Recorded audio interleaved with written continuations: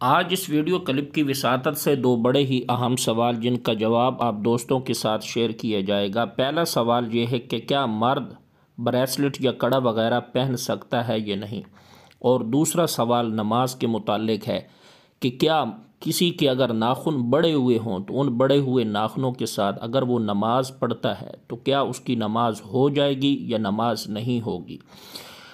اس سلسلہ کے اندر میرے دوستو سب سے پہلا جو سوال ہے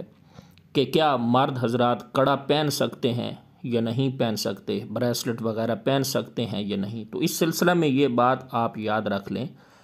کہ مرد کے لیے کسی بھی دھات سے بنا ہوا کوئی سا بھی زیور استعمال کرنا، اس کا پہننا یہ جائز نہیں ہے۔ ہاں، مرد صرف چاندی کی انگوٹھی پہن سکتا ہے، اور اگر بطور خوبصورتی کے اس کے اندر کوئی نگینہ وغیرہ لگوا دے تو یہ اس کے لیے جائز ہوگا، لیکن نگینہ وغیرہ لگوانے کے اندر اس کا یہ اعتقاد نہ ہو کہ اس پتھر کے اندر کوئی نفع یا نقصان کی صلاحیت اور طاقت موجود ہے، اس لیے کہ نفع اور نقصان کا مالک وہ صرف اور صرف اللہ تبارک و تعالی کی ذات عالیہ ہے۔ دوسرا سوال یہ ہے کہ کیا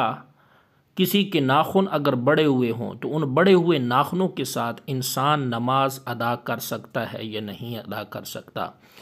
تو میرے محترم ناظرین یاد رکھیے کہ اگر ناخن بڑے ہوئے ہوں تو کوئی انسان اگر نماز پڑھتا ہے تو اس کی نماز درست ہوگی، ادا ہو جائے گی۔